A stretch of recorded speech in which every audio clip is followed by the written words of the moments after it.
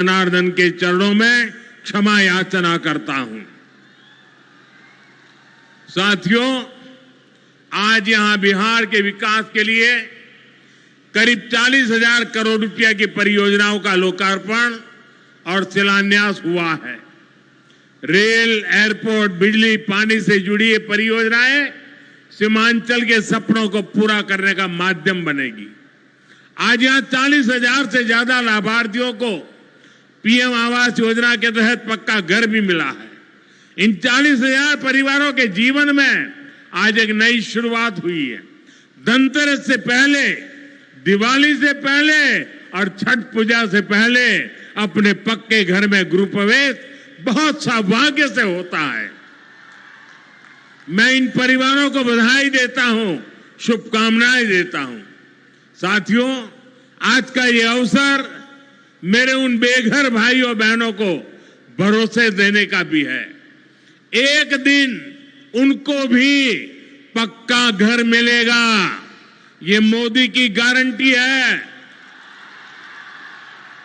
हमारी सरकार ने पिछले 11 साल में 4 करोड़ से ज्यादा पक्के घर बनाकर गरीबों को दिए हैं। अब हम 3 करोड़ नए घर बनाने का काम कर रहे हैं। जब तक हर गरीब को पक्का घर नहीं मिल जाता, मोदी रुकने या थमने वाला नहीं है। पिछड़े को प्राथमिकता, गरीब की सेवा, यही मोदी का लक्ष्य है। साथियों, आज सर एम विश्वेश्वरैया जी की याद में हम इंजीनियर्स डे मनाते हैं। विकसित भारत, विकसित बिहार के निर्माण में इंजीनियर्स की बहुत बड़ी भूमिका है। मैं देश के सभी इंजीनियर्स को आज के दिन की बहुत बहुत बधाई देता हूं, अपनी शुभकामनाएं देता हूं। इंजीनियर्स का परिश्रम, उनका कौशल आज के इस कार्यक्रम में भी दिख रहा है। पूर्णिया एयरपोर्ट की टर्मिनल बिल्डिंग रिकॉर्ड 5 महीने से भी कम समय में बनाई गई है। आज इस टर्मिनल का लोकार्पण हुआ है। पहली कॉमर्शियल फ्लाइट को हरी झंडी भी दिखाई गई है और हमारे एविएशन मिनिस्टर श्रीमान नायडू जी भी हमारे बीच है। उनके लिए भी जरा ताली बजाइए। यहीं से हवाई जहाज उड़ा रहे हैं वो। नए एयरपोर्ट की वजह से अब पूर्णिया देश के एविएशन मैप पर आ गया है। अब देश के बड़े शहरों से, बड़े व्यापारिक केंद्रों से पूर्णिया और सीमांचल की सीधी कनेक्टिविटी होगी। साथियों, एनडीए सरकार द्वारा इस पूरे क्षेत्र को आधुनिक हाईटेक रेल सेवाओं से भी जोड़ा जा रहा है। आज भी मैंने वंदे भारत, अमृत भारत पैसेंजर ट्रेन को हरी झंडी दिखाई है। आज अररिया, गलगलिया नई रेल लाइन का उद्घाटन हुआ है। विक्रमशिला, कटरिया नई रेल का शिलान्यास भी किया गया है। साथियों, कुछ दिन पहले ही भारत सरकार ने एक और बड़ा निर्णय लिया है। Buxar Bhagalpur high speed corridor के मोकामा मुंगेर सेक्शन को मंजूरी दे दी है। इससे मुंगेर, जमालपुर, भागलपुर जैसे इंडस्ट्रियल हब को बहुत फायदा होगा। सरकार ने भागलपुर, दुमका, रामपुर हाट रेल लाइन के दोहरीकरण को भी मंजूरी दे दी है। साथियों, देश के विकास के लिए बिहार का विकास जरूरी है और बिहार के विकास के लिए पूर्णिया और सीमांचल का विकास जरूरी है। आरजेडी और कांग्रेस की सरकारों के कुशासन का बहुत बड़ा नुकसान इसी क्षेत्र को उठाना पड़ा है। लेकिन अब एनडीए सरकार स्थिति बदल रही है। अब ये क्षेत्र विकास के फोकस में है। साथियों, बिजली के क्षेत्र में भी बिहार को आत्मनिर्भर बनाने का काम चल रहा है। यहां भागलपुर की पीरपैंती में 2400 मेगावाट के थर्मल पावर प्रोजेक्ट का शिलान्यास किया गया है। साथियों, बिहार की डबल इंजन की सरकार यहां के किसानों और पशुपालकों की आय बढ़ाने के लिए प्रतिबद्ध है। आज Kosi Mechi intra state river link project के पहले फेज का शिलान्यास भी हुआ है। इसे ईस्टर्न कोसी मैन कैनाल का विस्तार होगा। इसे लाखों हेक्टेयर भूमि की सिंचाई में सुविधा होगी और बाढ़ की चुनौती से निपटने में भी आसानी होगी। साथियों, बिहार के किसानों के पास आय का एक साधन मखाने की खेती भी रहा है, लेकिन पिछली सरकारों ने मखाने की भी उपेक्षा की और मखाना किसानों की भी उपेक्षा की। और मैं दावे से कहता हूं, ये जो आजकल यहां आकर के चक्कर काटते हैं ना, उन्होंने मेरे आने से पहले मखाना का नाम भी नहीं सुना होगा। ये हमारी सरकार है जिसने मखाना को प्राथमिकता दी है। साथियों, मैंने बिहार के आप लोगों से राष्ट्रीय मखाना बोर्ड के गठन का वायदा किया था। केंद्र सरकार ने कल ही राष्ट्रीय मखाना बोर्ड की स्थापना के लिए नोटिफिकेशन जारी कर दिया है। मखाना किसानों को मखाने की अच्छी कीमत मिले, टेक्नोलॉजी का इस्तेमाल बढ़ाया जाएगा। राष्ट्रीय मखाना बोर्ड इसके लिए निरंतर काम करेगा। मखाना सेक्टर के विकास के लिए हमारी सरकार ने करीब 550 करोड़ रुपए की योजना को मंजूर किया है। साथियों, बिहार के विकास की ये गति, बिहार की प्रगति कुछ लोगों को रास नहीं आ रही है। जिन लोगों ने दशकों तक बिहार का शोषण किया, इस मिट्टी को धोखा दिया, आज वो ये मानने को तैयारी नहीं कि बिहार भी नए कीर्तिमान बना सकता है। आप देखिए, बिहार के हर क्षेत्र में हजारों करोड़ रुपए के डेवलपमेंट प्रोजेक्ट पर काम चल रहा है। बिहार के राजगीर में हॉकी का एशिया कप जैसा बड़ा आयोजन हुआ। ओटा सिमरिया पुल जैसे ऐतिहासिक निर्माण कार्य बिहार में हुए। Made in Bihar rail engine Africa तक एक्सपोर्ट होकर जा रहा है, लेकिन ये सब कांग्रेस और आरजेडी वालों को पच नहीं रहा है। बिहार जब भी आगे बढ़ता है, ये लोग बिहार का अपमान करने में जुट जाते हैं। अभी आपने देखा होगा, आरजेडी की सहयोगी कांग्रेस पार्टी सोशल मीडिया पर बिहार की तुलना बीड़ी से कर रही है। इन लोगों को बिहार से इतनी नफरत है, इन लोगों ने घोटाले और भ्रष्टाचार करके बिहार की साख को बहुत नुकसान पहुंचाया। अब बिहार को विकास करते देखकर कांग्रेस आरजेडी ने फिर बिहार को बदनाम करने की ठान ली है। भाइयों बहनों, ऐसी मानसिकता वाले लोग कभी बिहार का भला नहीं कर सकते। जिन लोगों को अपनी तिजोरी भरने की चिंता रही हो, वो गरीब के घर की चिंता क्यों करें? कांग्रेस के एक प्रधानमंत्री ने माना था कि कांग्रेस सरकार 100 पैसा भेजती है, 100 रुपये, तो 85 पैसा बीच में ही लूट जाता है। आप मुझे बताइए, कांग्रेस आरजेडी की सरकार में सीधे गरीब के खाते में पैसे आ पाते थे। लालटेन जला करके वो पंजा उस पैसों को हाथ मारता था और 85 पैसे मार लेते थे। कोरोना के बाद से ही हर गरीब को मुफ्त राशन मिल रहा है। क्या कांग्रेस आरजेडी की सरकार में आपको मुफ्त अनाज मिल पाता क्या? आज आयुष्मान योजना की वजह से हर गरीब को 5 लाख रुपए तक मुफ्त इलाज की सुविधा है। जिन लोगों ने आपके लिए अस्पताल तक नहीं बनवाए, वो आपको मुफ्त इलाज की सुविधा, मैं आपसे पूछना चाहता हूं, क्या ये मुफ्त इलाज की सुविधा दे पाते क्या? आपकी चिंता कर सकते क्या? साथियों, कांग्रेस और आरजेडी ने न केवल बिहार के सम्मान को खतरा है, बल्कि बिहार की पहचान को भी खतरा है। आज सीमांचल और पूर्वी भारत में घुसपैठियों के कारण डेमोग्राफी का कितना बड़ा संकट खड़ा हो चुका है। बिहार, बंगाल, असम, कई राज्यों के लोग अपनी बहनों बेटियों की सुरक्षा को लेकर चिंतित है। इसलिए ही मैंने लाल किले से के डेमोग्राफी मिशन की घोषणा की है। लेकिन वोट बैंक का स्वार्थ देखिए, कांग्रेस, आरजेडी और उसके इकोसिस्टम के लोग घुसपैठियों की वकालत करने में जुटे हैं, उन्हें बचाने में लगे हैं और बेशर्मी के साथ विदेश से आए घुसपैठियों को बचाने के लिए ये नारे लगा रहे हैं, यात्राएं निकाल रहे हैं।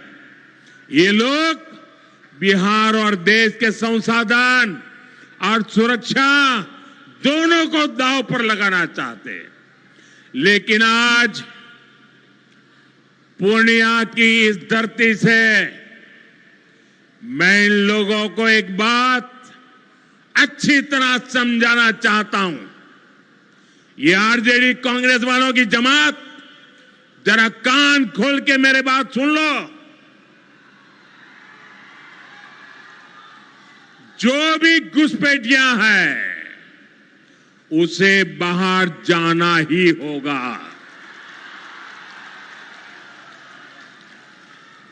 घुसपैठ पर ताला लगाना एनडीए की पक्की जिम्मेदारी है। जो नेता बचाव में खड़े हैं, जो घुसपैठियों को बचाने के लिए मैदान में आ जाए, मैं जरा उनको चुनौती देता हूं। आप घुसपैठियों को बचाने में चाहे जितना जोर लगा लें, आप घुसपैठियों को हटाने के संकल्प पर काम करते रहेंगे।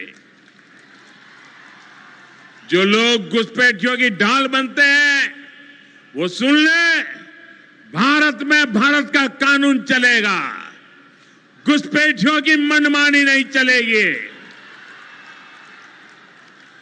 ये मोदी की गारंटी है।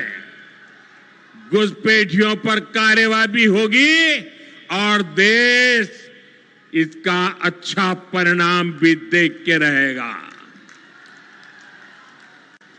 घुसपैठ के समर्थन में कांग्रेस, आरजेडी वाले जो विषय उछाल रहे हैं, बिहार और देश की जनता उन्हें बहुत करारा जवाब देने जा रही है। साथियों, कांग्रेस और आरजेडी बीते 2 दशक से बिहार की सत्ता से बाहर है और निसंदेह इसमें सबसे बड़ी भूमिका बिहार की मेरी माताओं बहनों की है। मैं बिहार की माताओं बहनों को विशेष प्रणाम करता हूं। आज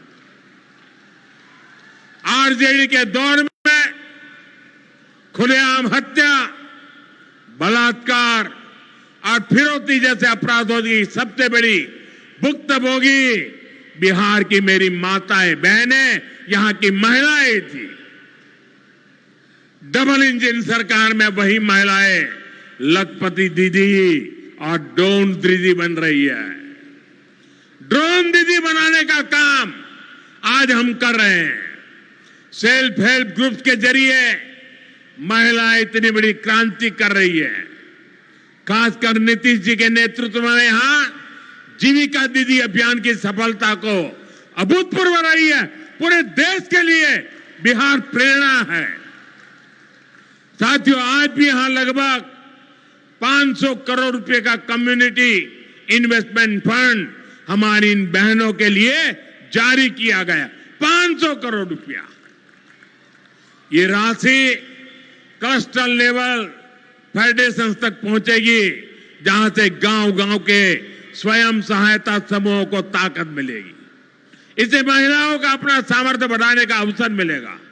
साथियों, आरजेडी और कांग्रेस के लिए सिर्फ अपने परिवार की चिंता ही सबसे बड़ा काम है।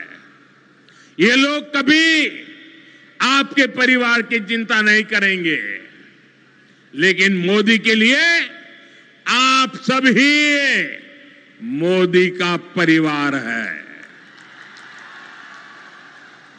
और इसलिए मोदी कहता है, सबका साथ सबका विकास। और ये लोग क्या करते हैं? उनके परिवार का साथ और उनके परिवार का विकास।